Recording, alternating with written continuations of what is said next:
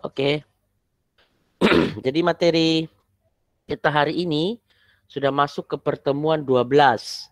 Pertemuan 12 hari ini bicara soal kebijakan dividen. Kebijakan dividen ini salah satu unsur penting ya dalam sebuah perusahaan, apalagi perusahaan besar yang kepemilikannya itu melibatkan banyak pihak atau bukan hanya satu dua pihak saja ya, melebihi banyak pihak, maka kebijakan dividen atau Anda baca buku dia sebut juga dengan distribution to shareholder atau bagaimana perusahaan melakukan pendistribusian dividen ya kepada pemegang saham dengan cara membagikan dividen atau juga bisa dalam bentuk share repurchase ya atau pembagian dalam bentuk saham atau juga dia bisa beli kembali atau menarik kembali sahamnya. Share repurchase itu menarik kembali saham yang ada di peredaran ya. Jadi kebijakan ini menjadi penting kenapa? Karena dividen ini salah satu punya tujuannya itu salah satunya untuk ya seperti tujuan manajemen keuangan yang kita bahas di pertemuan pertama, yaitu memakmurkan kekayaan pemegang saham. Jadi salah satu tujuan dari perusahaan melakukan kebijakan dividen itu adalah ke shareholder wealth-nya, memakmurkan kekayaan pemegang sahamnya. Kenapa? Karena kebijakan dividen ini adalah kebijakan yang diberikan ke shareholder atau pemegang saham perusahaan. Nah, mari kita lihat apa itu dividen. Jadi penulisan yang benar itu dividen ya. Karena dividen itu berasal dari bahasa Inggris ya. Serapannya kita ambil dari bahasa Inggris yaitu dividen. Bahasa Inggrisnya tambah D di belakang. Nah, diserap dalam bahasa Indonesia D-nya jadi hilang, jadi dividen.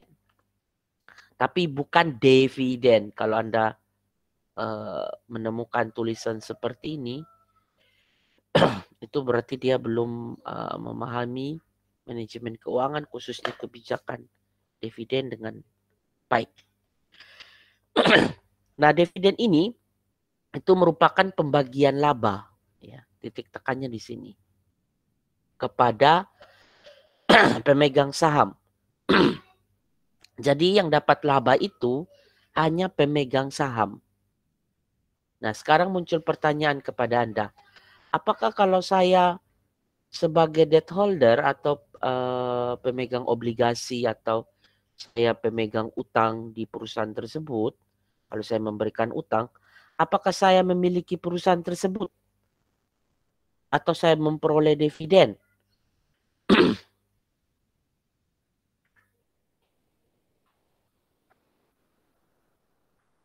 Ada yang mau kasih komentar? Memperoleh, Pak. Kalau pemegang hutang itu dapat dividen?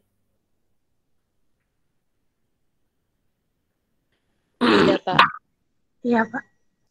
Jawabannya itu adalah tidak. Kenapa pemegang hutang tidak dapat dividen? Karena apa? Ya karena dia tidak memiliki perusahaan. Saya sudah tekankan ulang-ulang. Kalian catat ulang-ulang, tapi belum paham ulang-ulang juga, ya.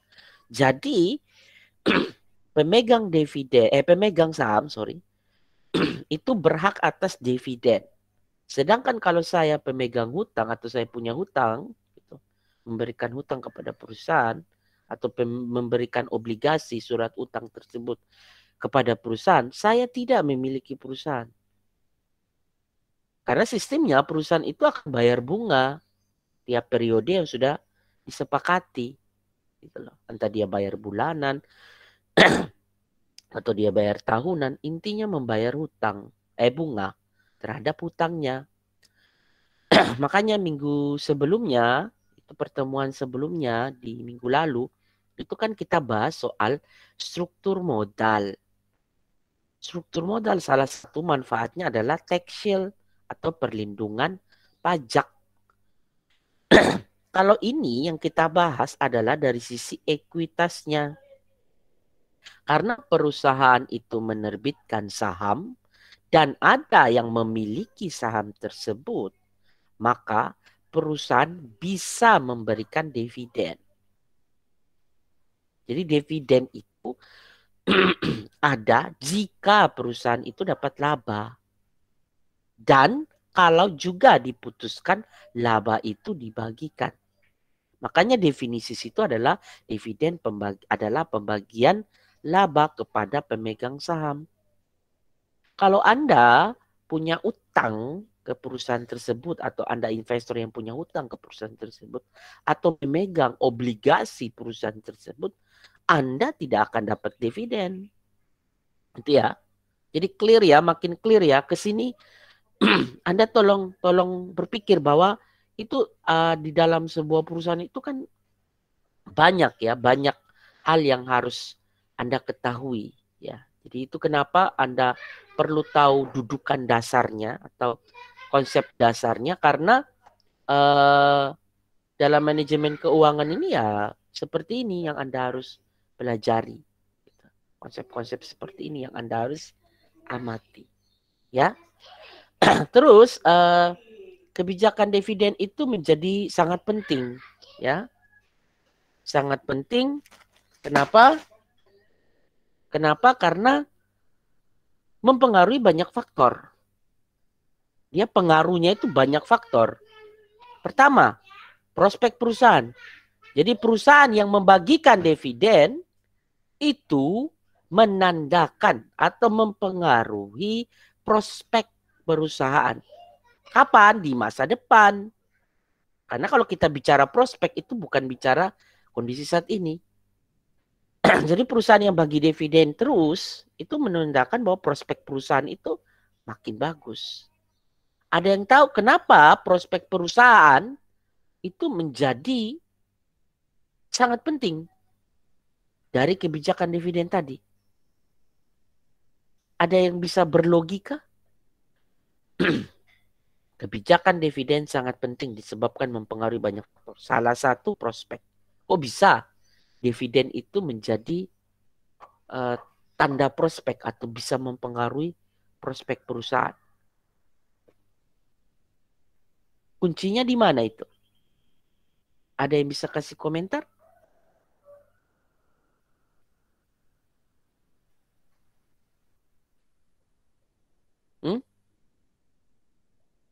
Tadi saya sudah highlight itu. Dividen itu adalah apa? Ayo, dividen adalah apa?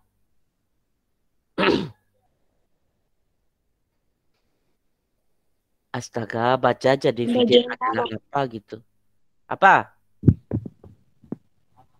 Pembagian laba. Pembagian saham, Pak. Hah? Pembagian apa? Pembagian laba. Jangan asal bunyi lah pembagian saham dari mana. Pembagian laba. Ya, laba itu apa? Keuntungan ya yang diperoleh sebuah perusahaan. Kalau perusahaan dapat untung dan laba itu dia dapat lalu dia bisa bagikan kepada pemegang sahamnya, itu menunjukkan prospek perusahaan itu mampu bergerak lebih efektif, lebih efisien. Artinya apa? Penjualan perusahaan itu bisa jauh lebih besar daripada biaya yang dikeluarkan sehingga dapat laba. Laba itu diberikan kepada pemegang saham. Happy pemegang saham, ya tunjukkan prospek. Apalagi misalnya kondisi kayak sekarang COVID. Ini kan kondisi lagi sulit, ya perusahaan lagi sulit. Tapi kalau perusahaan itu mampu membagi dividen, itu sebenarnya menunjukkan perusahaan memiliki prospek.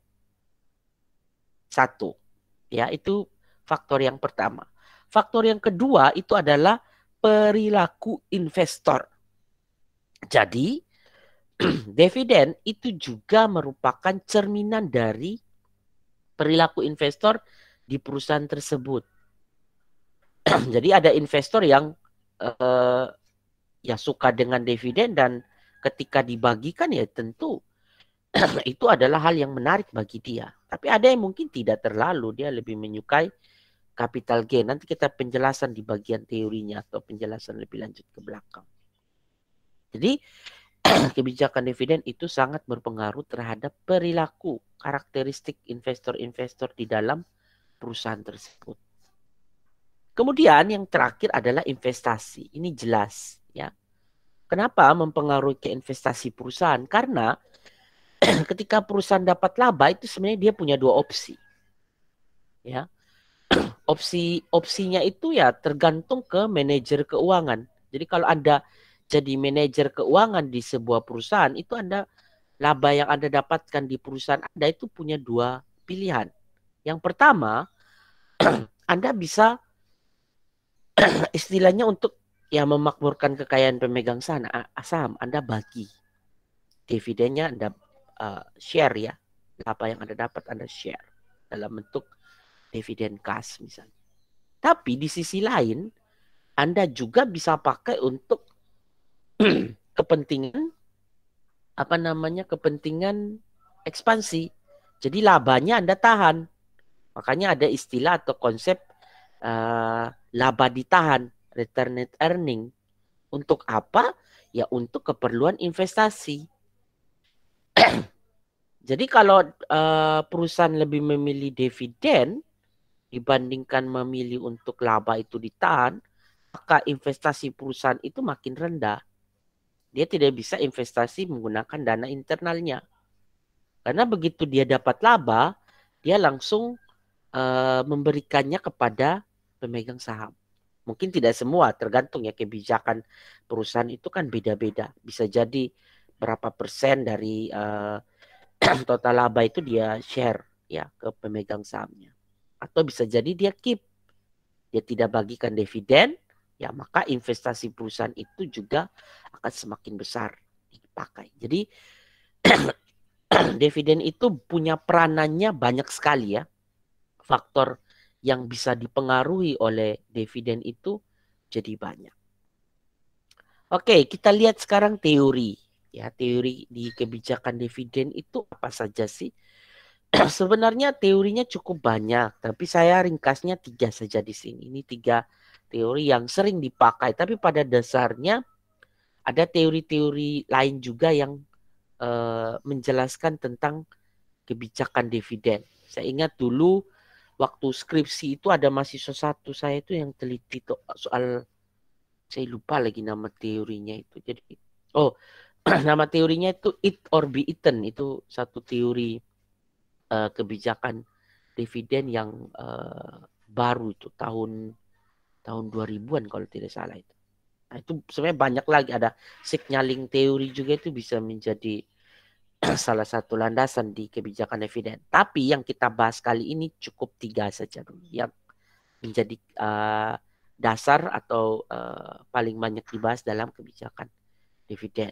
Yaitu yang pertama, irrelevant dividen atau dividen tidak relevan. Ini sebenarnya pencetusnya sama, yaitu Modigliani dan Miller tahun 58. Dan sama persis dengan penjelasan dia di capital structure minggu lalu bahwa dividen itu tidak relevan. Sama juga capital structure menurut dia tidak relevan terhadap apa? Nilai perusahaan.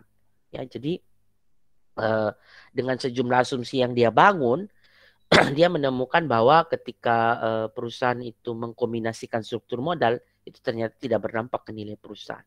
Sama juga di dividen. Perusahaan mau bagi atau tidak bagi, atau perusahaan bagi dalam jumlah yang banyak, jumlah yang sedang, atau jumlah yang rendah, itu sebenarnya tidak berdampak ke nilai perusahaan. Jadi pembagian dividen itu dia bilang tidak relevan. Tapi dengan sejumlah asumsi yang cukup ketat. Sama seperti asumsi-asumsi yang dia pakai di capital structure. Terus kedua ada teori bird in the hand atau teori burung dalam tangan. Ya. Ini juga satu teori yang menjadi landasan ya dari kebijakan dividen itu. Kemudian ada teori yang ketiga, itu tax differential theory atau teori perbedaan pajak. Ini juga menjadi salah satu teori yang dilandasi dalam kebijakan dividen. Mari kita lihat satu-satu ya. Irrelevant dividen. Ini penjelasannya saya tidak akan mengulang. Asumsinya juga Anda bisa baca kembali di pertemuan minggu lalu. Itu sama persis, tidak ada yang beda.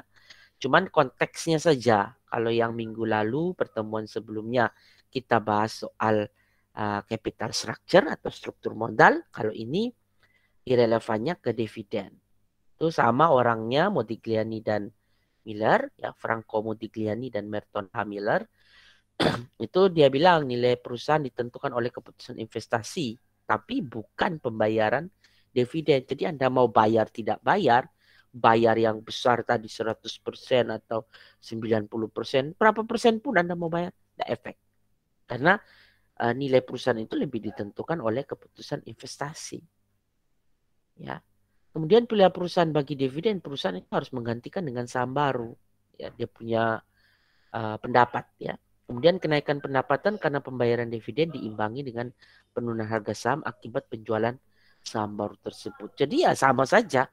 Anda bagi tidak bagi itu sama saja. Gitu. Nah, karena bicara seperti ini tahun 58, maka Modigliani dan Miller itu dapat Nobel. Ya, Nobel. Modigliani dapatnya di 85, sedangkan Miller dapatnya di 1990. Nobel itu Anda bisa cari di googling ya. Anda googling aja. Anda cari di Google. Itu Nobel itu adalah penghargaan sebenarnya. Penghargaan di bidang ekonomi ya, khususnya terhadap karya-karya karya-karya orang-orang hebat ya, dalam tanda kutip, yang menemukan atau menjadikan landasan di bidang ekonomi. Nah, manajemen keuangan ini sebenarnya kita itu masih serumpun dengan ekonomi ya. Kenapa? Karena kayak Modigliani dan Miller, mereka tuh bukan orang-orang finance, tapi mereka tuh backgroundnya atau latar belakangnya adalah orang ekonomi ya.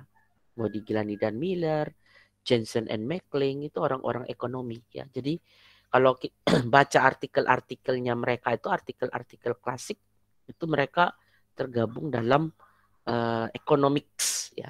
Artikel-artikel di economics. Beda kalau marketing. Kalau marketing itu, pemasaran itu, kalau Anda lihat itu lebih banyak afiliasinya ke psikologi ya. Lebih banyak ke psikologi. Kemudian ilmu sosiologi juga sama. Banyak dipengaruhi dari situ. Makanya karena marketing itu kan bicara soal orang ya. Kalau ekonomi orang juga, tapi ada unsur matematiknya juga kuat di ekonomi dan finance ya. Jadi kenapa kalau Anda baca seperti tulisannya Modigliani dan Miller itu Anda tidak akan paham dengan utuh terkait penjelasan dalam artikel itu, karena tulisannya itu matematik, model matematik gitu. Ya. Tapi sebenarnya bukan itu yang kita menitik beratkannya, bukan di situ, tapi bagaimana karyanya mereka, pendapatnya mereka itu bisa bermanfaat bagi ilmu keuangan terutama ya di tahun-tahun itu. Dan akhirnya sampai sekarang itu kita bisa lakukan riset banyak di manajemen keuangan karena orang-orang seperti Modigliani dan Miller ini. Kemudian berikut Bird in the Hand Theory ini dikemukakan oleh dua orang di tahun 63 ya, tidak lama setelah Modigliani dan Miller keluar dengan irrelevant dividennya. Jadi Myron Gordon dan John Littner ini tahun 63 mereka mengeluarkan yang namanya Bird in the Hand Theory. Itu disebutkan bahwa investor itu lebih menyukai dividen daripada capital gain karena alasan kepastian. Nah, ini dia ibaratkan atau contohnya kayak gini. Misalnya ini saya tanya ke Anda. Kalau di tangan Anda sekarang ada 1 ekor burung, katakanlah, itu Anda lebih suka atau dibandingkan burung yang ada di udara? Ratusan burung yang ada atau ribuan burung yang ada di udara terbang bebas, atau satu burung yang ada di tangan Anda? Coba. Anda lebih pilih mana? Satu burung yang ada di tangan. Burung yang ada di tangan. Iya, Pak. Kenapa? Karena kita sudah memilikinya, Pak. Dibandingkan dengan yang masih tersebar di udara atau tidak ada di tangan kita. Oke. Nah, itulah filosofi ya, atau bukan filosofi juga, dasar ya. Kenapa bird in the hand muncul. Jadi investor itu lebih menyukai dividen dibandingkan hal yang tidak pasti tadi, yaitu yang disebut dengan capital gain. Jadi dia lebih menyukai dividen, lebih pasti. Karena itu sudah ada di tangan. Istilahnya perusahaan itu sudah ada laba. Ya sudah dibagikan sudah kepada pemegang saham. Nah, sekarang muncul pertanyaan, capital gain kalau gitu apa? Kan investor lebih menyukai dividen. Dividen kan jelas tadi sudah saya jelaskan definisinya apa. Kalau capital gain ada yang tahu? Apa ini capital gain?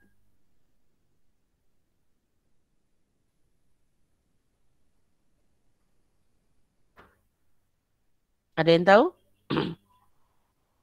Oke, saya jelaskan ulang ya. Perasaan pertemuan 6 itu kayaknya saya pernah singgung. Nah, capital gain itu adalah selisih antara pembelian saham ketika seseorang beli saham di awal lalu dia jual. Entah kapanpun dia jual itu selisihnya berapa. Kalau misalnya saya beli saham tersebut harga 500, lalu saya jual dengan harga 1000, maka saya disebut memperoleh capital gain. Capital gain-nya berapa kalau begitu? Per lembar sahamnya. 500. 500, oke. 500 ini, 500 per lembar saham, ini kita sebut sebagai capital gain. Ya. Nah, tapi sekarang muncul pertanyaan, apakah Anda pasti membeli harga sahamnya awalnya 500 terus naiknya jadi 1000? Pasti tidak itu? Atau 100% Anda dapatkan tidak itu? Capital gain-nya itu. Loh, kok diam? Pasti, Pak. Hah? Pasti? Harga saham Anda itu pasti naik. Kalau Anda beli saham harga 500, itu belum pasti. Belum pasti. Bisa jadi Anda justru mengalami capital loss. Beli 500, bisa saja harga saham Anda turun. Nggak naik-naik. Bisa jadi. Karena misalnya prospek perusahaannya kayak kurang bagus gitu-gitu. Atau tidak menjanjikan gitu-gitu. Maka Anda mungkin bisa dapat capital loss. Nah, capital gain ini itu lebih tidak pasti. Gitu. Gitu. Siapa yang tahu besok itu atau lusa itu akan terjadi sesuatu yang baik ke Anda atau sesuatu yang buruk, kan tidak ada yang tahu. Sama juga di investasi di pasar modal atau di perusahaan, belum pasti itu. Ya, Anda memperoleh capital gain. Bisa saja kita beli 500 lalu harganya turun. Itu nggak naik-naik lagi. Sudah butuh uang misalnya, kita butuh modal, ya terpaksa kita jual tapi dengan harga yang rendah. Seperti itu. Nah, otomatis ya dengan bentuk seperti ini maka investor akan lebih suka kalau perusahaan itu bagi dividen saja dibandingkan saya harus menunggu capital gain. Karena apa? Tadi saya bilang karena kepastian. Ya, lebih pasti itu dividen daripada capital gain. Itu ya. Sampai sini cukup jelas? Jelas, Pak. Oke, baik. Kita lanjut ya kalau begitu. Yang berikut adalah tax differential theory. Ini Robert H. Lisenberger dan Krishna Ramaswamy. Ini tahun 82. Jadi teks diferensial teori ini sebenarnya bertolak belakang dengan pandangannya sebelumnya ya, memang Bird in the Hand tahun 63 itu. Lisenberger dan Ramaswamy ini menjelaskan bahwa justru investor lebih menyukai capital gain dibandingkan dividen. Aduh, salah ketik ini. Ya. Jadi di sini kebalikan, kalau tadi yang Bird in the Hand investor lebih suka dividen dibandingkan capital gain. Justru di teks diferensial investor itu yang lebih menyukai capital gain daripada harus menunggu daripada dividen. Nah, kenapa itu terjadi? Kalau yang pertama tadi dividen disukai karena alasannya adalah apa tadi yang pertama tadi? Oh, kepastian. Pasti. Ya, kepastian, pasti. Sedangkan untuk teks diferensial teori ini, kenapa investor lebih menyukai capital gain? Itu karena pertimbangan pajak. Kok bisa begitu ya, Pak? Kenapa pertimbangan pajak? Nah, kenapa pertimbangan pajak? Karena seperti ini. Ketika kita tidak dapat dividen, katakanlah perusahaan tidak membagikan dividen, saya kan hanya berharap dari capital gain. Artinya investasi saya tadi, misalnya saya beli saham awalnya 500 rupiah, katakanlah per lembar saham, ya. Terus saya jual jadi 1000, ya, 1000 per lembar saham.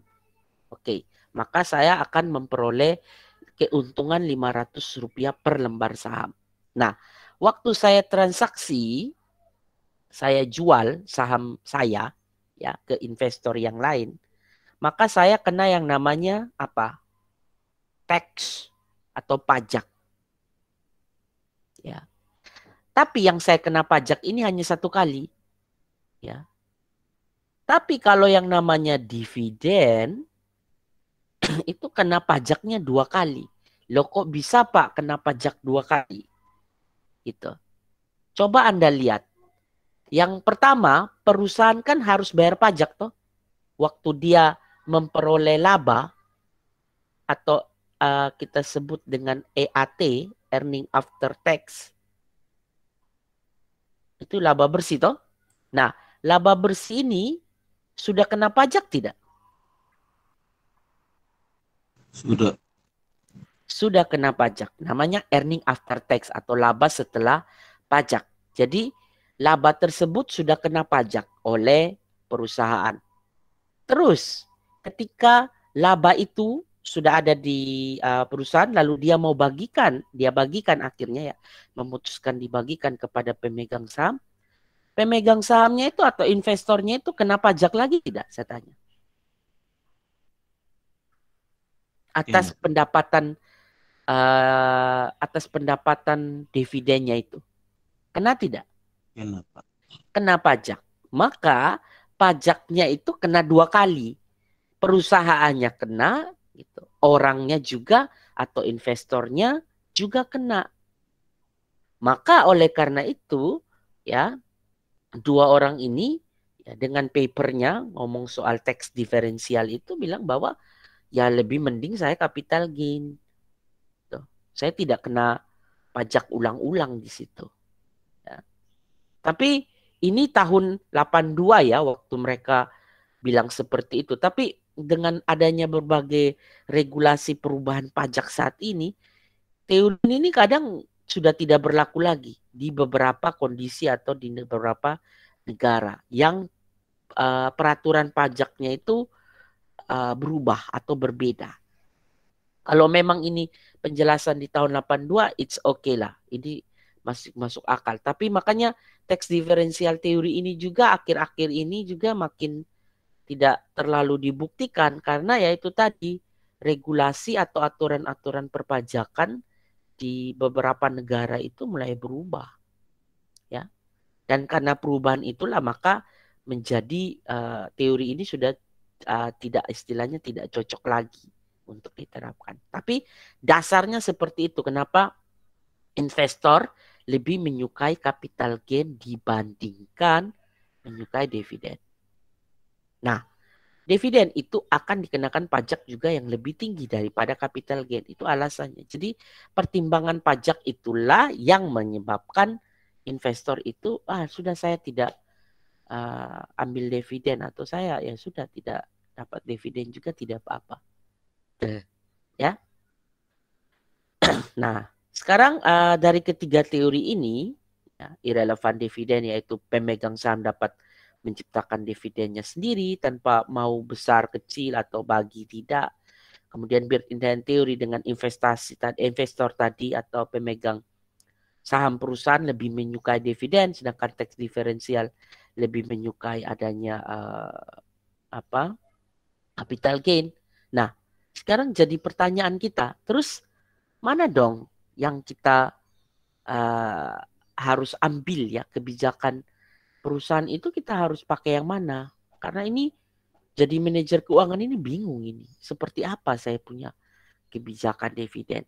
Jawabannya itu tergantung. Ya, kontingen.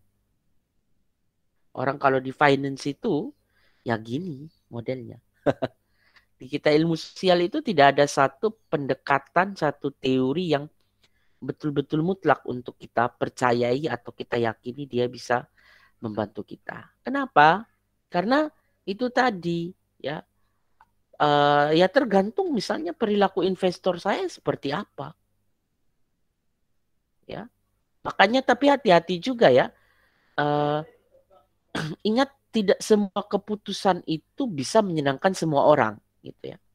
Makanya kalau seandainya perusahaan itu memutuskan untuk tidak membagikan dividen, itu juga kan tidak masalah.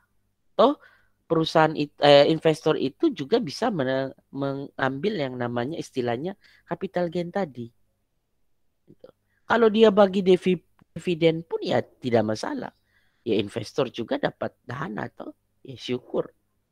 Ya, senang investor. Jadi artinya kontingen ini ya tidak bisa juga semua kebijakan itu akan menyenangkan semua orang. Misalnya ya, investor Anda suka bagi dividen, ya wes Anda bagi. Terus ada misalnya Anda menghadapi investor yang lebih menyukai capital gain, prospek perusahaannya lebih bagus. Ya wes sudah Anda pilih itu, ya pakai itu. Tapi misalnya Anda menghadapi investor yang plural ya, yang beragam. Separuh suka dividen, separuh tidak. Kebijakan apa yang Anda akan ambil?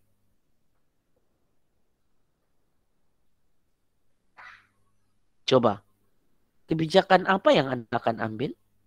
Kalau setengah bagian investor Anda menyukai dividen, setengahnya tidak. Anda tetap bagi dividen atau tidak?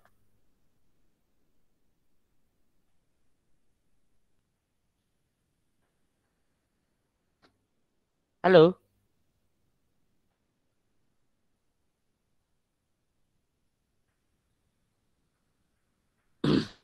Bagi dividen tidak? Kalau setengah-setengah begitu investor Anda atau pemegang saham di perusahaan Anda tadi, Anda akan bagikan dividen atau tidak? Coba berlogika sekarang. Pagi-pagi begini Pak sudah ajak bingung ya. Ayo kasih pendapatnya, kasih tahu aja. Kan tidak ada pertanyaannya. Ya bagi dividen atau tidak, kalau Anda punya investor, Anda punya pemegang saham di perusahaan itu, separuhnya suka dividen, separuhnya tidak. Anda memutuskan bagi dividen tidak? Saya pikir jelas pertanyaan saya. Ya jelas Pak. Ya bagi tidak? Ya bagi yang membutuhkan saya bagikan, yang tidak ya saya tahan Pak. Ya enggak bisa lah. Tidak ada kebijakan dividen setengah-setengah gitu. Oh, Anda jadi tergantung manajer. sih, Pak. Manajer. Tapi kalau Ya makanya manajer keuangan itu tidak bisa setengah begitu. Anda putuskan bagi tidak? ya ditahan saja Pak. Nah, Menambah itu modal. bahaya. Anda nggak lihat orang yang suka bagi dividen. Kalau saya bagi aja. Kalau dia tidak suka pun ya sudah, enggak apa-apa tuh. Kan saya bagi dividen saja.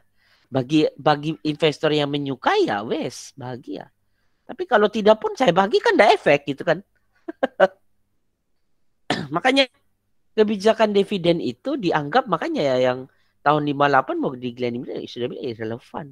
Kadang yes, kadang juga tidak gitu. Enggak apa-apa. Nah, memang itulah yang terjadi ya. Jadi kalau Anda tanya mana yang terbaik atau kebijakan dividen mana yang baik, sekali lagi tergantung.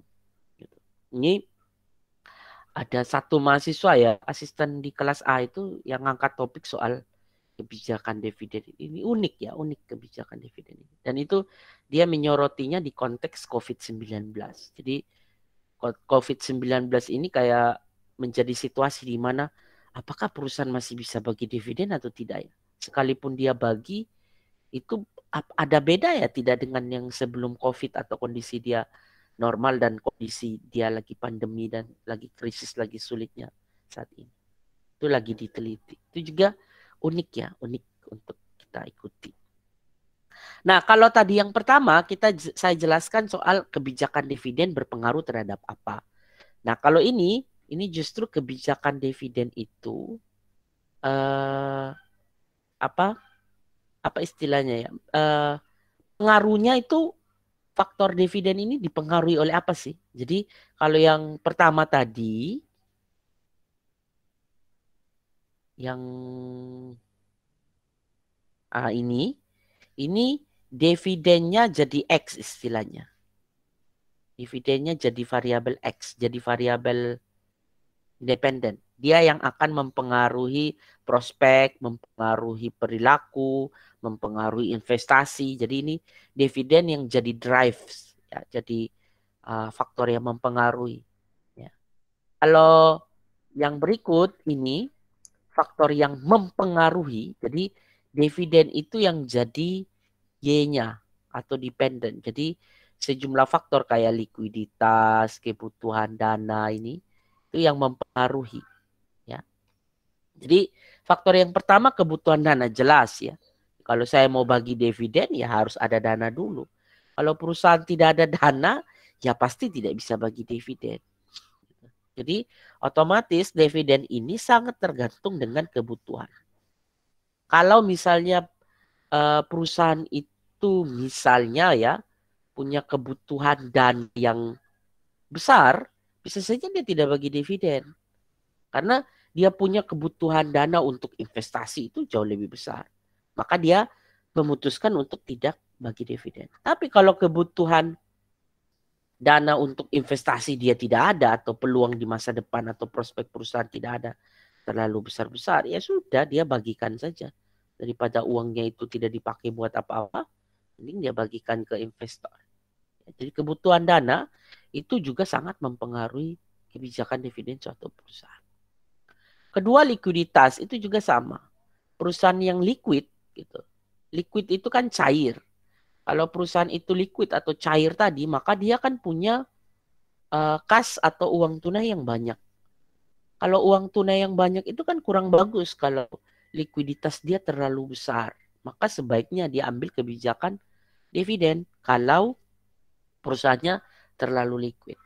Tapi sebaliknya kalau perusahaannya tidak liquid, jangan cari hal. Jangan bagi dividen karena Anda tidak punya kas yang banyak untuk bagi dividen. Ya, jadi itu faktor yang kedua. Faktor yang ketiga, kemampuan meminjam. Ini juga bisa menjadi drive atau menjadi faktor yang dapat mempengaruhi kebijakan dividen. Karena penjelasan di Jensen and Mackling itu ternyata kebijakan dividen itu tidak hanya tergantung dari laba. Tadi kan saya bilang dividen adalah pembagian laba. Nah, tapi ada kasus-kasus unik atau fenomena-fenomena yang cukup unik dan terekam gitu loh, terlihat bahwa perusahaan tidak dapat laba tapi dia bagi dividen. Nah, ternyata itu dari mana? Kemampuan meminjam. Jadi bisa saja karena investornya itu menyukai dividen tadi, maka perusahaan itu dia bayar dividen, tapi dia pinjam dari pinjaman. Lalu dividen itu menjadi hal yang positif, hal yang baik, maka perusahaannya makin punya value yang tinggi, yang akhirnya ujung-ujungnya perusahaan itu diminati oleh investor dan akhirnya perusahaan itu bisa lebih baik gitu. Tapi ini hal yang bahaya juga ya kalau kemampuan meminjam itu dijadikan sebagai dasar untuk kebijakan dividen. Tapi di satu sisi juga itu bisa menjamin perusahaan itu safe dalam artian khusus di sini. Memang faktor ini cukup kompleks ya dalam mempengaruhi kebijakan dividen. Terus faktor yang keempat itu adalah keadaan pemegang saham. Tadi saya bilang, pemegang saham Anda itu di perusahaan itu bagaimana sih kondisinya? Apakah mereka lebih menyukainya dividen itu atau lebih tidak suka atau tidak menyukainya? Dan ingat ya, keputusan kebijakan dividen itu bukan semerta-merta Anda putuskan di level manajemen, tapi itu istilahnya Anda harus bawa dan menjadi keputusan dari RUPS ya. RUPS itu apa? RUPS itu kepanjangan dari Rapat Umum Pemegang Saham. Jadi keputusannya juga ada di situ. Walaupun Anda sebagai manajer keuangan itu juga punya andil dalam menentukan kebijakan dividen perusahaan Anda. Ya. Terus yang kelima, itu stabilitas dividen itu jelas ya. Jadi makin stabil Anda bayar, ya istilahnya perusahaan itu sudah biasa membayar dividen. Itu ya pasti dia akan membayarkan dividen. Tuh. Karena dia menjaga stabilitas. Dan itu menjadi faktor sorotan ya oleh publik. Jadi ketika perusahaan itu bagi dividen lalu tidak membagikan dividen satu waktu tertentu, itu kan dianggap sebagai sinyal buruk. Ya, tanda buruk gitu. Tapi kalau dia juga sering tidak bayar dividen, tiba-tiba satu kali waktu dia bayar dividen, itu juga ada tanda apa ini? Tanda baik gitu, ya. Jadi stabilitas dividen itu ya juga akan menjadi faktor yang mempengaruhi kebijakan dividen.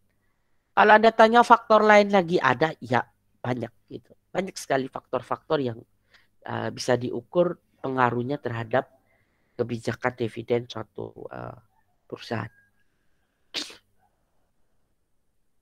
Nah, sekarang kita bahas ke bentuk yang lain. Ini misalnya perusahaan itu tidak punya uang tunai. Ya. Terus apakah dia bisa ambil kebijakan dividen? Yes.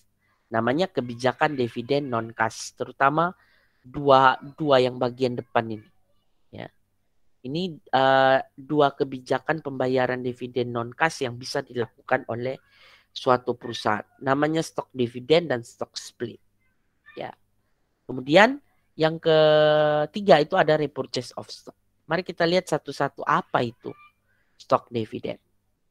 Oke, stock dividen itu adalah pembayaran tambahan saham atau dividen dalam bentuk saham kepada pemegang saham.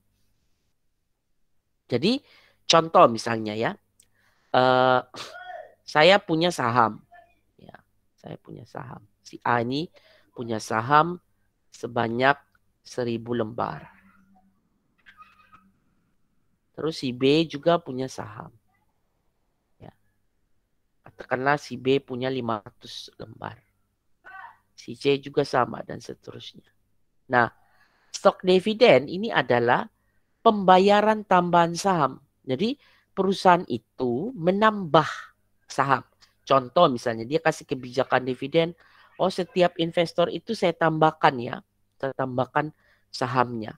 Ya saya tambah jadi 10 lembar per investor. Ya. Maka apa yang berubah? Yang berubah saya punya jumlah lembar saham kan makin lebih banyak gitu. Yang si A jadi dari 1000 jadi 1010, yang si B tadi 500 jadi 510, ya. Jadi saya punya jumlah lembar saham makin banyak. Tujuannya apa? Tujuannya sebenarnya untuk penyusunan kembali modal perusahaan. Tujuan pertama, menyusun kembali. Karena ketika Anda menambah jumlah lembar saham, maka imbasnya kemana ini? Ada yang tahu? Kalau saya punya jumlah lembar saham atau perusahaan punya jumlah lembar saham itu makin besar, maka apa yang naik pada komposisi neraca perusahaan? Apakah yang naik hutang atau ekuitas? Kalau bicara modal kan cuman itu. Utang. Hah? Aduh, ini yang Anda tambah saham. Saham kok naiknya di hutang sih? Ekuitas. Ekuitas Ekuitas, lah. Jadi ketika Ekuitas. menambah jumlah lembar saham, yang naik itu bukan hutang, ekuitas yang naik. Kalau ekuitasnya naik, maka struktur modalnya akan berubah. Maka struktur modalnya berubah bagaimana? Ya berubahnya komposisi ekuitas atau modal sendiri makin lebih besar. Sedangkan porsi hutangnya jadi lebih kecil. Itu. Makanya tujuannya stok dividen ini adalah menyusun kembali modal perusahaan. Struktur modal perusahaan. Jadi kalau jumlah lembar sahamnya naik, ya pasti. Nanti waktu Anda dikasih tugas itu Anda akan lihat bagaimana komposisi modal perusahaan. Rata-rata itu ekuitasnya, ini memang kebijakan yang tidak sering diambil, tapi bisa juga jadi pemanis, walaupun tidak sering. Gitu. Di satu sisi yang lain, dia juga menghemat kas. Loh kok bisa? Kenapa disebut sebagai menghemat kas? Ada yang bisa kasih argumentasinya? Kenapa stok dividen selain mengubah dia punya atau penyusunan kembali terhadap modalnya, kenapa di satu sisi dia menghemat kas juga?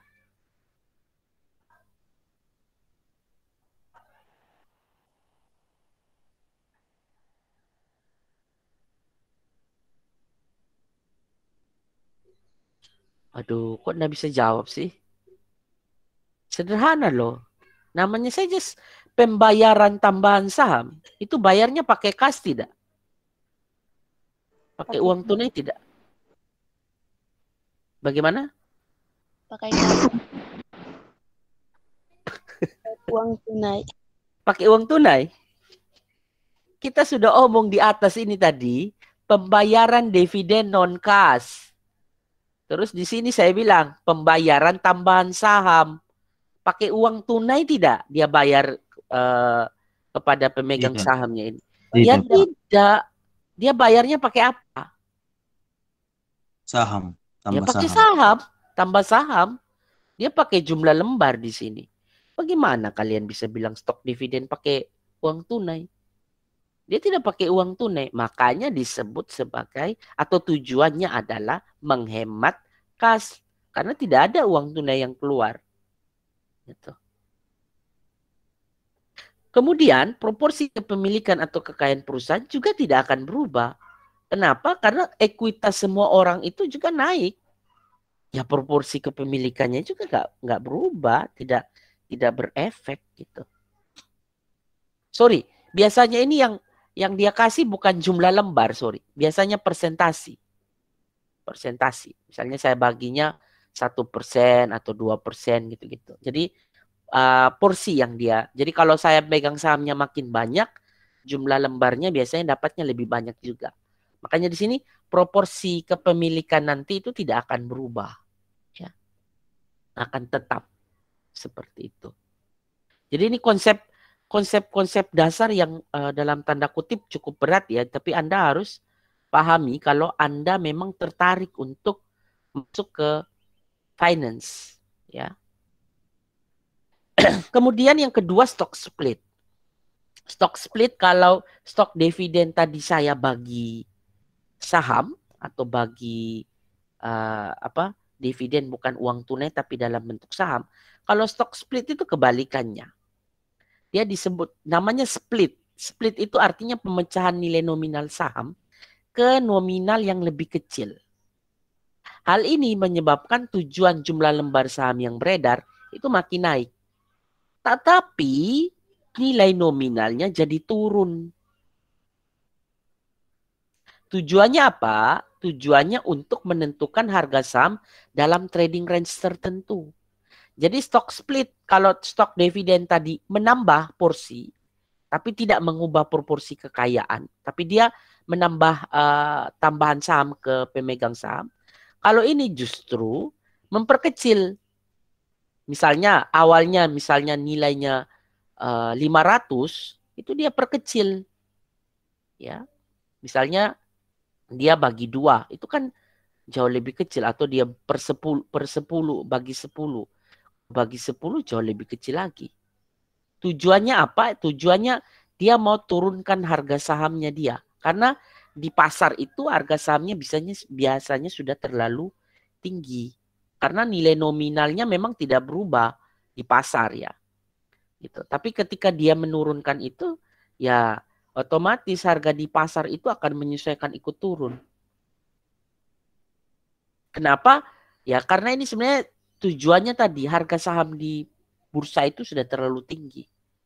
Kalau sudah terlalu tinggi ya, kalau efek psikologi, kalau harga sudah terlalu tinggi ya, kalau kita lihat itu grafik, kalau dia sudah terlalu tinggi, itu kan investor yang tertentu itu tidak mampu untuk capai itu, tidak mampu untuk membelinya, padahal dia punya prospek yang bagus. Karena sudah terlalu tinggi, ya dia caranya dia split sahamnya, dia pecah gitu, menjadi nilai nominal yang lebih kecil. Memang stock split ini tidak banyak perusahaan yang pakai strategi ini, tapi saya lihat di Indonesia ada tapi tidak populer. Stock dividen juga tidak populer juga. Yang populer itu ya dividen cash, ya, bayar uang tunai. Memang orang Indonesia itu nampaknya lebih ke bird in the hand theory ya, lebih menyukai kepastian. Tuh. Nah, kemudian ada repurchase of stock.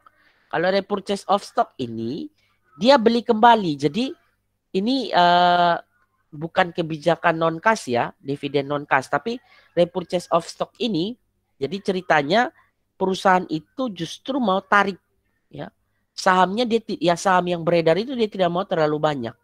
Maka yang dilakukan adalah pembelian kembali saham oleh perusahaan karena memiliki kas yang lebih. Jadi dia punya kas yang banyak, yang besar, dia tarik kembali dia punya saham tadi ini. Stok. Dia tarik kembali. Jadi dia beli kembali ini saham-sahamnya dia yang ada di investor. Misalnya saya tadi punya 1000 lembar ya. Oke. Kemudian saya si B tadi punya 10.000 lembar gitu, contoh ya. Maka yang dilakukan oleh perusahaan dia beli kembali ini. Nah, kalau perusahaan repurchase atau beli kembali, sekarang jadi pertanyaan, siapa yang punya itu saham? Kalau perusahaan beli kembali.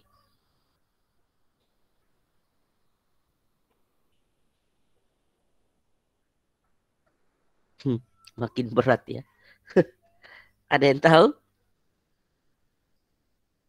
Kalian itu terlalu berpikir jauh, padahal jawabannya ada yang sederhana. Saya bukan tanya disimpan atau diapakan, tapi yang saya tanya, kalau perusahaan beli kembali, yang punya itu saham siapa? Yang dia beli-beli tadi? Perusahaan. Ya, perusahaan itu sendiri, betul. Itu jawabannya.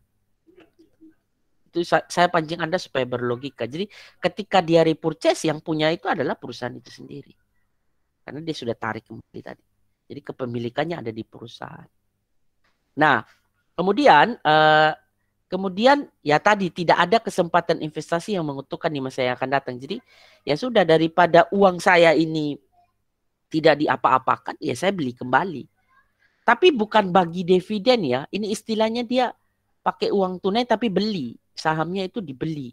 Ya, saham-sahamnya investornya itu dibeli. Beda kalau dividen tadi, kepemilikannya tetap si yang A dan si B ini.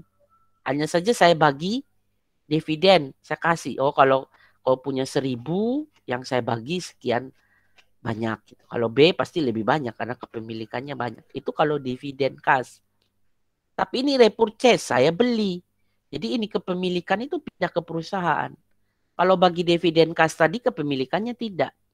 Gitu. Karena investornya dapat uang tunai. Nah, alasan perusahaan menggunakan metode ini adalah untuk mengubah struktur modalnya. Kenapa? Kalau yang terjadi adalah dia membeli ini tadi, berarti struktur modalnya memang tetap, tapi kepemilikannya jadi berubah.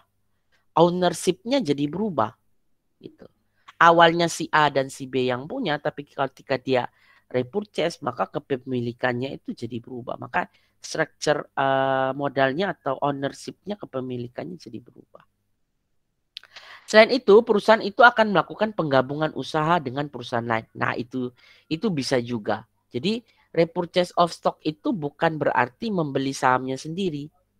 Tapi bisa jadi juga saya punya strategi untuk membeli ke saham yang lain misalnya. Bisa jadi. Itu ada namanya keputusan investasi juga. Nah, itu kita bahas di part atau sesi yang berikutnya nanti. Ya.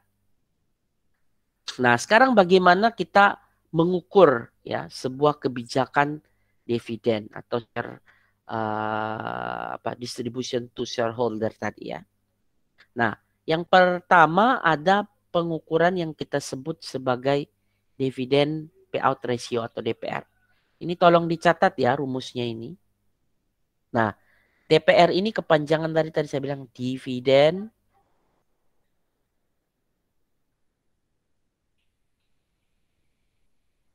payout atau pembayaran ratio.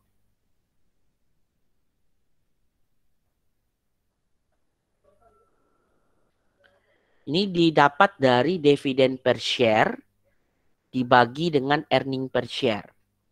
Ya, sekali lagi rumusnya itu adalah dividen per share atau dividen per saham, ya, per lembar saham, dan earning per share atau laba per lembar saham. Kemudian dividen per share atau dividen per lembar saham itu kita bisa dapatkan dengan membagikan adalah jumlah dividen yang dia bayarkan dibagi dengan jumlah saham yang beredar. Ya. Jadi kalau Anda tidak menemukan dividen per share, ya, Anda bisa mencarinya. Ini rumusnya bisa dipecah lagi. Karena dividen per share itu kita bisa cari dengan cara jumlah dividen yang dibayarkan atau pembayaran dividen. Ya. Dividen kas ya tentunya. Pembayaran dividen kas. Kita bagi dengan jumlah saham yang beredar. Ya. Ya, singkat saja ya. SYB. Jumlah saham yang beredar. Itu kalau Anda tidak dapat dividen per share atau dividen per lembar saham. Kemudian earning per share ini juga kalau Anda tidak dapat ya sudah. Anda tinggal bagi antara laba yang didapat dibagi dengan jumlah saham yang beredar.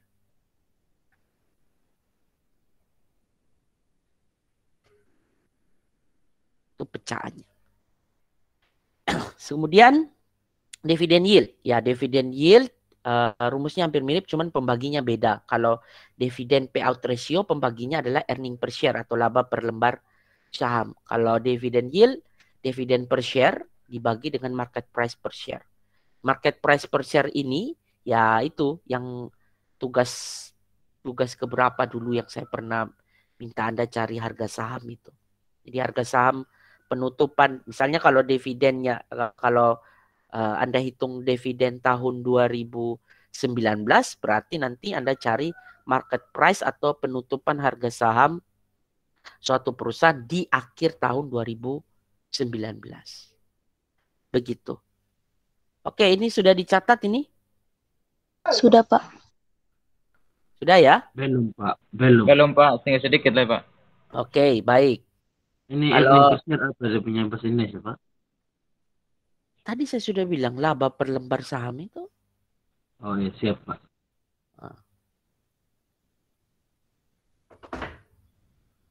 Oke, sambil mencatat karena ini sudah jam 8.30, kita break dulu ya. Kita break 15 menit. Nanti kita kembali lagi sambil mendinginkan HP Anda yang panas dan otak Anda mungkin juga yang panas efek terlalu banyak teori dan nalar-nalar yang harus dibangun di kebijakan dividen. Kita masuk lagi jam 8.45 ya. Gitu ya. Yang belum silakan lanjutkan untuk menulis ini rumus-rumus. Oke? Silakan boleh tinggalkan room. Yang masih mau gabung juga silakan mencatat.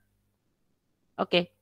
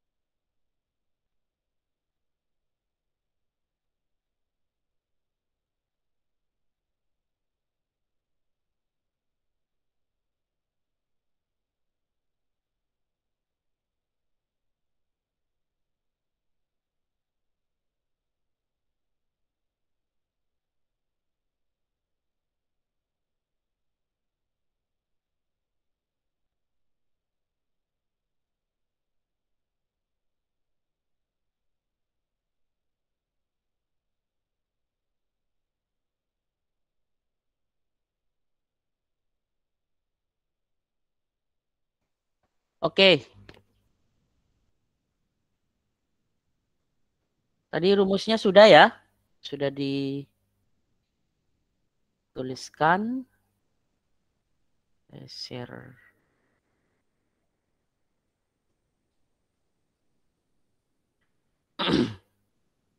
Oke, suara saya cukup jelas terdengar?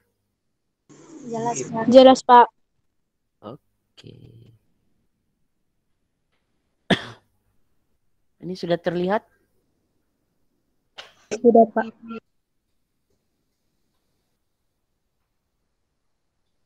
Oke, baik. Jadi kita lanjut. Tadi kita sudah tulis pengukuran kebijakan dividen suatu perusahaan itu rumusnya ada 2 pada dasarnya. Memang masih banyak lagi ya pengukuran-pengukuran, cuman saya pikir untuk dasar kita cukup 2 ini aja dulu.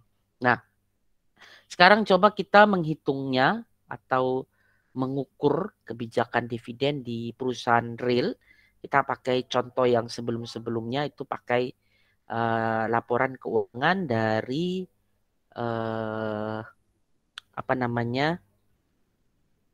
Indofood Sukses Makmur Tbk atau INDF. Oke.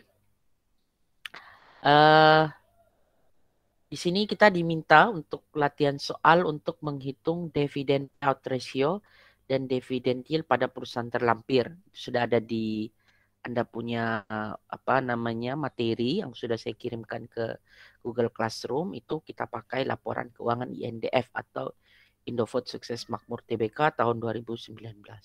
Nah, sekarang kita akan lihat satu-satu nanti di laporan keuangan, tapi saya jelaskan dulu.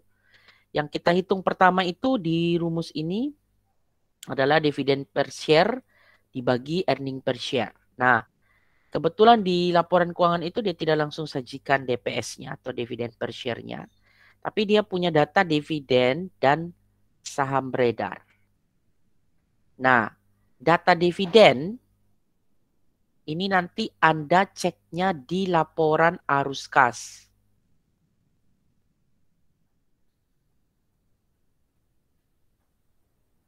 Jadi di laporan arus kas ya. Nanti bisa dicek di situ. Jadi apakah perusahaan itu bayar dividen tunai atau tidak? Sekali lagi Anda bisa cek di laporan arus kas. Terus jumlah saham beredar ini biasanya kita cek di laporan neraca ya. Bukan laporan neraca, biasa kita sebut dengan neraca di bagian ekuitas. Atau kalau memang tidak disajikan di situ atau perusahaan tidak tulis di situ, kita bisa juga cari di laporan tahunan. Ya. Laporan tahunan dari INDF. Ya. Ini kan perusahaan itu biasanya terbitkan 2 laporan ya, laporan keuangan dan juga laporan tahunan. Ya. Kalau saya sih sarannya Anda jangan hanya download laporan keuangan, laporan tahunan juga bisa karena di situ informasinya jauh lebih komplit dan jauh lebih cepat kita bisa mencari data-data penting dari keuangan suatu perusahaan. Nah, kemudian di situ kita bagi antara dividen dibagi dengan saham beredar.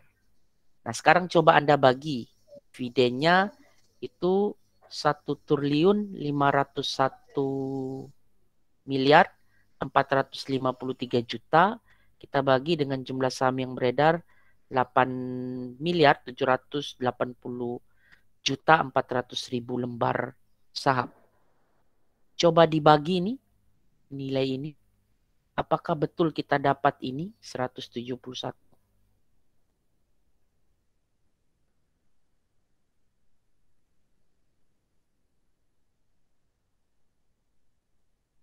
Pakai kalkulator aja, karena angkanya banyak.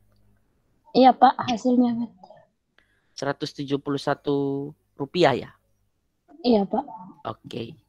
Sekarang kita lihatnya di laporan keuangan. Tadi saya bilang kita cek pertama di laporan arus kas. Ya, laporan arus kas. Masih ingat laporan arus kas terdiri dari berapa? Ada yang tahu? Masih ingat? laporan arus kas itu kan terdiri dari berapa? Berapa komposisi atau berapa bagian? Waktu materi laporan keuangan dulu, paham Pak. Mengerti. Tidak ingat lagi? Ada 3. 1, aktivitas. Itu ada tulis di situ tuh.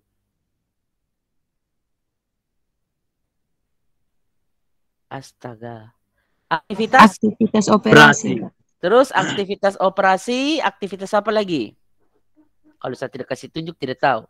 Aktivitas investasi. Investasi. Dan yang terakhir, aktivitas pendanaan. Pak. Aduh. Terus, kita lihatnya, kas ini, kenapa ini? Bagaimana ini?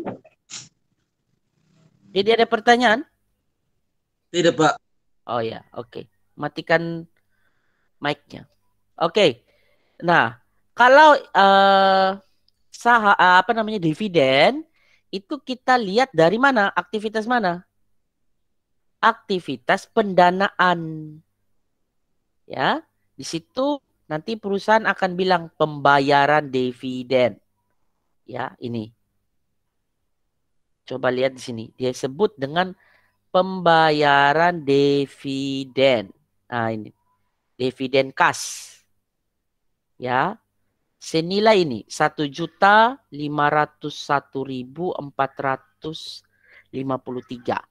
Tapi ingat di sini dia dalam jutaan, ya. Ini. Ya, laporan kas disajikan dalam jutaan rupiah. Nah, kalau sudah bilang dalam jutaan berarti harus dikali 1 juta. Berarti dia bayar dividennya sejumlah 1 triliun, ya. 501.453 juta. Nah, terus di sini ya ada tanda kurung. Kalau tanda kurung di akuntansi itu menggambarkan apa? Pengeluaran. Pengeluaran. Oke. Nah, terus karena dia tanda kurung bukan berarti dia negatif. Memang betul uangnya keluar karena ini pembayaran dividen itu uang keluar dari perusahaan. Ya, bukan rugi ya, tapi uangnya keluar. Tapi tanda minusnya kita abaikan, kita tidak masukkan dalam perhitungan. Yang kita masukkan adalah bayar dividennya senilai 1 triliun lebih tadi itu. Bisa paham ya sampai sini? Bisa ya? Bisa tidak? Bisa, Pak. Bisa, Oke. Pak. Nanti kalau lupa tinggal baca ulang. Terus saham beredar? Saham beredar itu tadi saya bilang lihatnya di neraca. Nah, ini nih. Biasa perusahaan lapor itu. Ya, saham beredar. Nah, ini modal ditetapkan dan disetor penuh ini. Ada 8 miliar ya. Tadi 8 miliar 780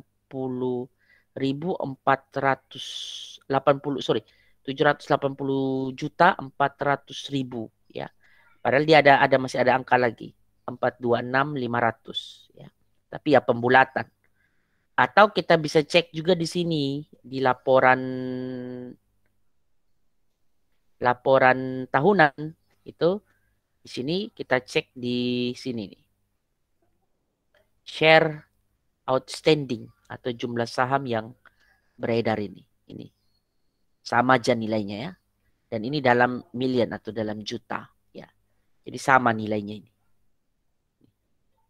Oke. Jadi kita sudah dapat ya di sini tadi. Dividen per share. Oke. Terus berikut earning per share. Earning per share ini biasanya hampir semua perusahaan keluarkan ini. Kita cek di mana kalau laba per lembar saham. Kalau komponen laba kita mau tahu perusahaan dapat laba, itu kita lihat mana? Laporan apa? Neraca, rugi laba, arus kas, atau perubahan modal?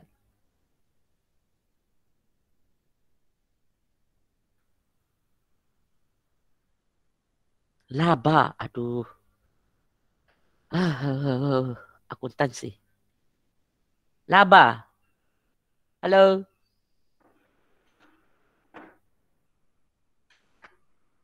Hai Pak. Di mana?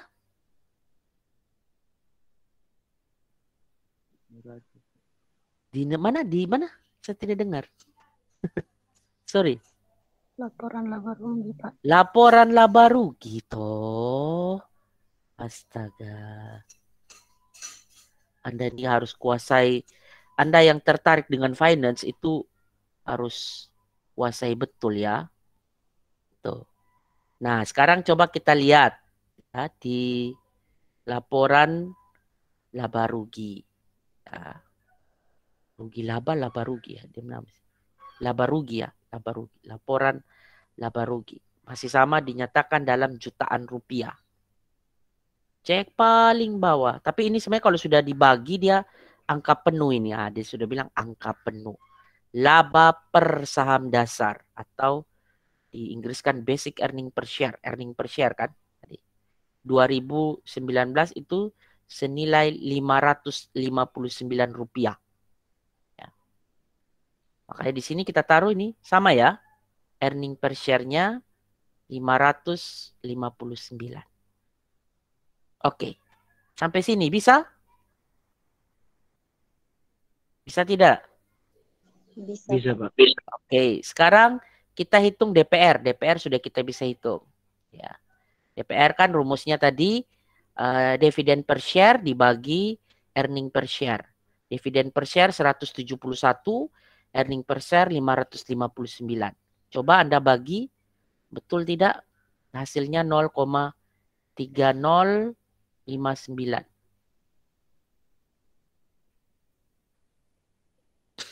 Betul? Betul, Pak. Betul ya? Ini yang hitung cuma satu orang, yang lain pada kemana ya? Yang lain sama tidak dapatnya? Sama Pak, sama. Oke, dikasih komentar ya. Oke, berarti di situ rasio pembayaran dividen dari perusahaan Indofood Sukses Makmur Tbk itu sebesar 0,3. Nah, kalau Anda mau tahu apakah ini besar atau kecil, itu Anda harus bandingkan, ya, membandingkan dengan perusahaan lain. Jadi semakin besar nilai DPR atau dividend payout ratio, itu menunjukkan bahwa pembayaran dividen di perusahaan tersebut itu besar. Nah, seperti itu. Jadi itu harus ada komparasi atau pembandingan, ya. Terus yang berikut kita menghitung dividend yield. Dividend yield, ya, tadi kita lihat rumus ini kan sama. Dividen per share ya dibagi market price per share. Nah, sebenarnya rumus yang pertama kalau Anda sudah dapat di DPR yang pertama ini ya, itu juga yang kita pakai untuk dividen yield-nya juga gitu. Makanya harus hati-hati ya dalam menghitung, karena kalau Anda salah angka saja satu, maka itu akan mengubah proses atau hasil akhirnya pasti juga akan salah. Nah, dividen per share tadi sama, dia dapat di sini di Indofood tadi 171. Nah, berikut kita cari harga penutupan, harga saham penutupan. Kan di sini dia bilang di rumus market price per share atau harga penutupan saham. Nah, di sini saya cari dapatnya Rp7.925. Carinya di mana? Anda masih ingat cara mencari harga saham penutupan akhir tahun itu? Kita cari di laporan IDX ya, laporan tahunannya IDX. Nanti di sini kan ada harga-harga saham ya, kita cari. Terus kita lihat yang Indofood ya. Indofood ini nih, Indofood nomor 16 di Food and Beverage ya. Nomor 16 kita jangan lihat yang brief, high, dead, low, tidak. Dead kita tidak lihat juga ya. Harga tertinggi, harga terendah kita tidak lihat. Tapi yang kita lihat close, penutupan. Ya, harga penutupan di situ ini. 7925 atau 7.925. Nampak ya di layar atau kurang besar? Oh, ini besar. Nampak, Pak. Nampak ya? Nah, ini nih 7.925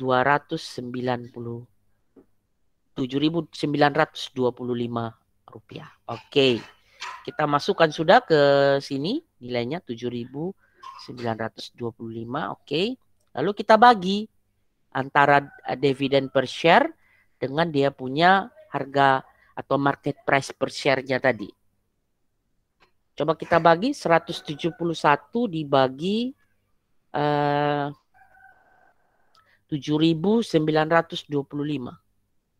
Kita dapat berapa? 0,0215 karena dibulatkan makanya 0,0216. Oke. Terima kasih. Ya. Itu ya kita dapat 0,0216. Sebenarnya panjang ini cuma saya pembulatan 4 angka di belakang koma saja. Nah, apa yang terjadi? Ya, sama juga kayak dividen payout ratio. Dia harus dikomparasi atau dibandingkan dengan perusahaan lain. Semakin besar dividen yield, itu menunjukkan perusahaan itu memperoleh atau membagikan dividennya juga itu makin besar. Atau investor mendapatkan dividennya itu besar. Ya, makin besar dividen yield, ya makin besar juga ya pendapatan dari investor. Jadi dividen yield ini sudut pandangnya lebih ke investor kalau mau dijelaskan. Investor atau pemegang saham di perusahaan yang kita bagikan dividen. Sedangkan dividen payout ratio itu adalah sudut pandangnya perusahaan ya. Karena rasio pembayaran dividen. Kan itu yang bayar dividen kan perusahaan. Seperti itu. Sampai di sini kita bisa lanjut dulu. Bisa lanjut ya? Bisa, Pak. Bisa, Pak. Oke. Nah, sekarang masuk ke diskusi. Nah, diskusi ini biasanya kalau kita kelas offline kita diskusi bareng-bareng kalian ya, diskusi bareng di kelas. Tapi kalau kali ini ya pandemi ya kita tidak bisa diskusi bareng. Tapi Anda bisa ya melakukan diskusi. Kan Anda punya grup-grup kelompok itu, kelompok yang setelah UAS, UTS. Nanti Anda bisa diskusi di situ. Nah, yang Anda diskusikan itu adalah seandainya Anda adalah tim yang mengelola sebuah perusahaan besar di Nusa Tenggara Timur. Kemudian Anda itu akan pakai kebijakan struktur modal yang mana dan kebijakan dividen yang seperti apa. Serta Anda berikan alasan yang logis dan masuk akal. Nanti silakan Anda kerjakan secara individu. Nanti jam 10.50 itu batas waktu Anda foto. Tapi kerjanya tetap individu ya. Yang saya maksudkan diskusi itu bukan berarti satu orang kerja, dia foto, taruh di grup, temannya ikut. Kalau seperti itu nilai kalian saya tidak anggap sebagai diskusi. Itu namanya copas. Diskusi itu adalah Anda menyampaikan ide-ide. Misalnya, saya punya data nih. Ternyata kalau investasi di NTT itu masih terbilang rendah gitu. Kalau terbilang rendah, kira-kira investornya suka apa ya? Kalau kira-kira investasinya masih rendah, kalau orang mau investasi itu apa yang diminta? Sehingga struktur modal yang saya buat itu bagaimana? Ini Anda bisa kasih alasan yang logis, alasan yang masuk akal, kemudian bisa didukung juga dengan data-data, ya. Dan itu dikerjakan secara individu, 1 lembar aja. Tapi ingat ya, tulisannya bisa dibaca. Terus nanti kita bantu ya, ini nilai dianggap sebagai nilai yang bisa supporting Anda ya. Kalau suatu saat nilai Anda itu misalnya tipis ya, misalnya Anda dapat katakanlah C ya, nilai akhir C. Tapi karena diskusi Anda ini baik gitu, saya pikir tipis Anda naik mau ke BC, bisa aja nilainya, nilai diskusinya saya tambahkan sehingga nilai akhirnya Anda bisa naik gitu. Bukan manipulasi nilai ya, tapi membantu nilai. Kalau manipulasi nilai itu Anda nilai C, terus karena Anda baik saya kasih BC, itu manipulasi namanya. Tidak berdasarkan data. Tapi nilai ini nanti akan supporting kalian punya nilai-nilai tugas yang mungkin jatuh atau yang Anda tidak maksimal. Seperti itu. Bisa dipaham tidak ini yang terkait diskusi? Bisa, Pak. Oke, mantap. Waktu kerja sampai 10.50 ya, jangan terlambat. Karena kalau Anda terlambat, nilai Anda saya tidak masukkan. Gitu. Nah, terus tugas ke-11. Nanti Anda silakan lihat rancangan tugas ke-11. Ketentuannya masih sama, kerjanya kelompok. Terus di situ saya baginya berdasarkan perusahaan ya. Perusahaannya itu saya bagi berdasarkan yang bayar dividen. Dan Anda hanya dapat 2. Ya. Mari kita lihat dia punya syarat-syarat ya, rancangan tugas. Oke, ini ya tugas ke-11. Bisa dilihat ini? Bisa, Pak. Oke. Pertama, tugas ke-11 ini kerjakan berdasarkan kelompok yang sudah ditentukan. Saya pikir setelah UTS yang lalu saya sudah bagi kelompok yang baru. Anda tetap kerja berdasarkan kelompok yang baru itu. Kemudian kedua, tugasnya dalam bentuk Excel ya. Nanti Excel-nya saya kirim ke Google Classroom. Seperti biasa Anda cuman kenapa tugas 12 ya? Sorry. Tugas 11. Format tugasnya ini sudah ada ya. Jadi Anda tinggal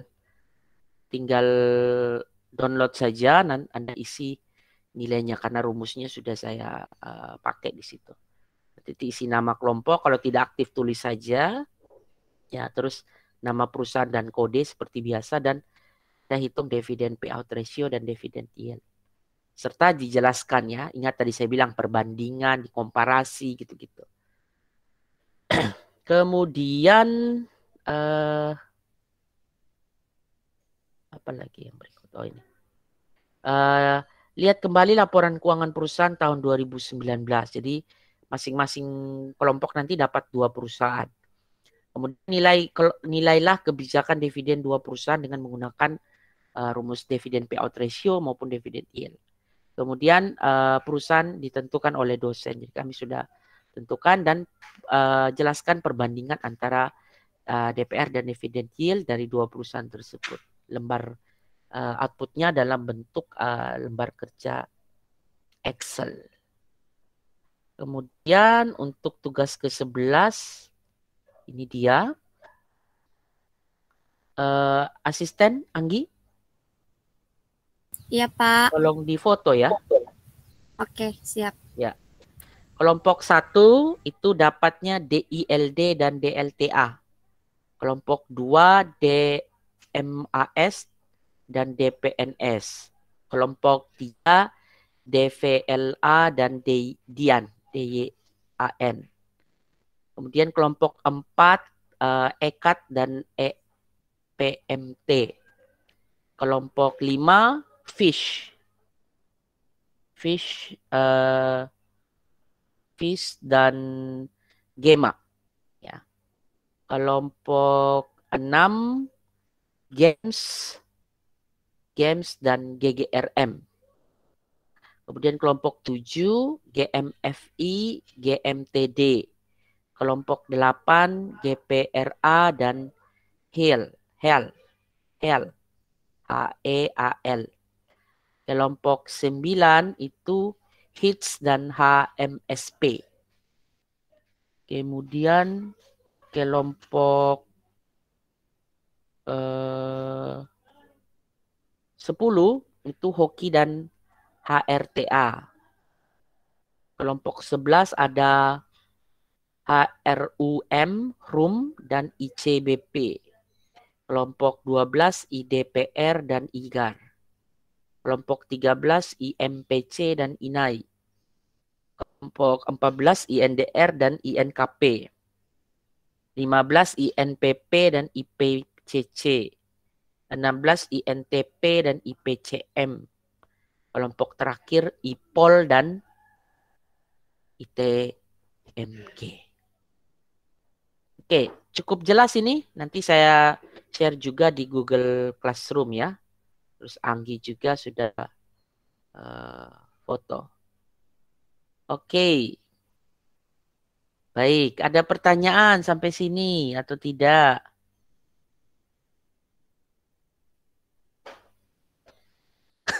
Anda makin bingung ya, bagus. Pagi-pagi itu ketika Anda bingung menunjukkan bahwa Anda berpikir. Ya. Oke, ada pertanyaan Bukan terkait? berpikir Pak, tapi mengantuk. Ya, siapa suruh juga kuliahnya jam 7.30. Kalau kuliah pagi itu, maka Anda tidurnya jangan telat malam. Itu.